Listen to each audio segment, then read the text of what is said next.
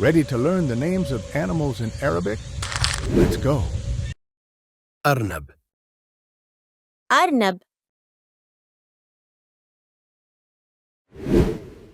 كلب. كلب. قط. قط.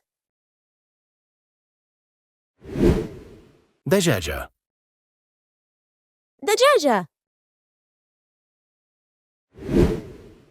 بطة. بطة.